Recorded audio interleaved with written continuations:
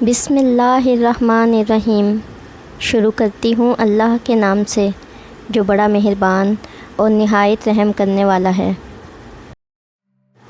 خاموشی ایک زبان ہے جسے ہر کوئی اپنے ڈھنگ سے بولتا ہے۔ خاموشی بولتی ہی نہیں، چیختی بھی ہے، پکارتی اور لتاڑتی بھی ہے۔ والدین خاموش رہیں تو مجبوری، اولاد خاموش رہے تو سعادت مندی، انسان خاموش رہے تو بے بسی، انسانیت خاموش رہے تو بے حسی، قوم خاموش رہے تو مظلومیت، اور حکمران خاموش رہے تو سیاست۔ یہ خاموشی سکہ رائج الوقت ہے، جب بھی رائج ہو جاتی ہے تو کسی کو خرید لیتی ہے یا کسی کو بیچ دیتی ہے، لیکن یہ ہمیشہ رائج نہیں رہتی، خاص موقع اور خاص وقت پر استعمال کی جاتی ہے۔ اسی لیے کم بولنے اور زیادہ سننے والوں کو عقل مند کہا جاتا ہے۔ اگر تم چاہتے ہو کہ تمہارا رعب و دبدبا رہے تو پھر خاموش ہو جاؤ، کیونکہ خاموشی کے پیچھے خزانہ چھپا ہوتا ہے۔ تم قبرستان سے ڈرتے ہو کیونکہ وہاں خاموشی ہے، اس لیے اگر اپنا رعب چاہتے ہو تو خاموش ہو جاؤ۔ پہاڑوں کی ہیبت کی وجہ اور صحرا کا رعب بھی خاموشی ہے۔ خاموشی ایک ایسی عبادت ہے، فرشتہ اسے لکھ نہیں سکتا اور شیطان اسے بگاڑ نہیں سکتا، اور اس رب کے سوا اسے کوئی جان نہیں سکتا۔ اگر لوگ اپنی گفتگو سے غیبت، بہتان، تہمت نکال دیں تو باقی صرف خاموشی رہ جاتی ہے، جو کہ بہترین عبادت ہے۔ رسول اللہ صلی اللہ علیہ وآلہ وسلم نے فرمایا، جو درجہ خاموشی کی وجہ سے انسانوں کو ملتا ہے وہ 60 برس کی نفلی عبادت سے بہتر ہے۔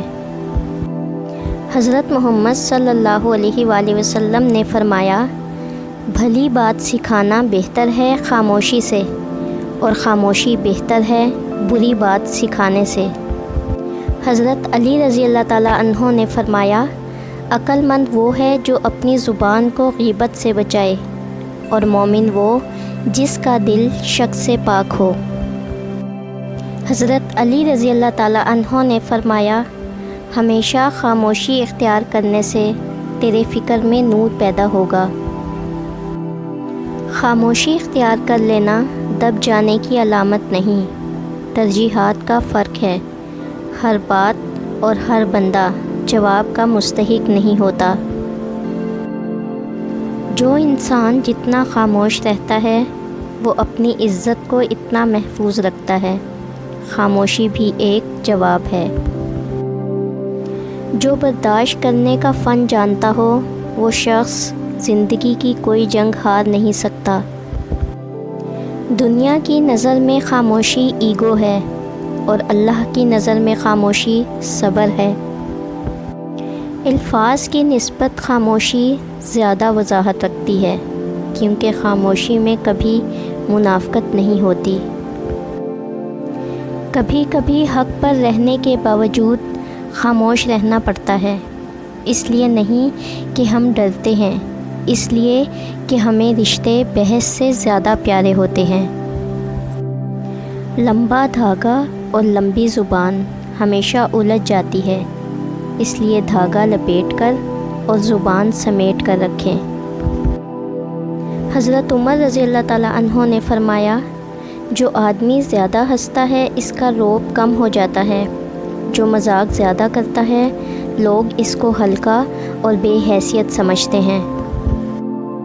جو باتیں زیادہ کرتا ہے اس کی لغزشیں زیادہ ہو جاتی ہیں، جس کی لغزشیں زیادہ ہو جاتی ہیں اس کی حیا کم ہو جاتی ہے، جس کی حیا کم ہو جاتی ہے اس کی پرہیزگاری کم ہو جاتی ہے، جس کی پرہیزگاری کم ہو جاتی ہے اس کا دل مردہ ہو جاتا ہے۔ خاموش لوگ دراصل اللہ کے خاص بندے ہوتے ہیں، الجھاؤ ان کی فطرت کا خاصہ نہیں ہوتا۔ اگر ان پر زیادتی یا ظلم مسلط کر بھی دیا جائے تو وہ محض وضاحت دے کر خاموش ہو جاتے ہیں، کیونکہ ان کا مقدمہ لڑنے والا خود اللہ ہوتا ہے اور فرشتے اس کے حق میں دعائیں کرنے والے ہوتے ہیں۔ ہم جان ہی نہیں پاتے کہ خاموش لوگ کتنے طاقتور اور اختیارات کے مالک ہوتے ہیں۔ تو کرتا ہوگا اپنے الفاظوں سے متاثر، میری خاموشی سے بڑا کوئی استاد نہیں۔ خاموشی عظیم نعمت ہے، بالخصوص اس مقام پر جہاں اختلافات زیادہ، آوازیں بلند، علم کی کمی اور دلیل کی کوئی اوقات نہ ہو۔ چیخو پکار انسان کے وقار میں کمی کا باعث بنتی ہے۔ لوگوں کو اپنی خاموشی سے خوفزدہ کرنا سیکھو۔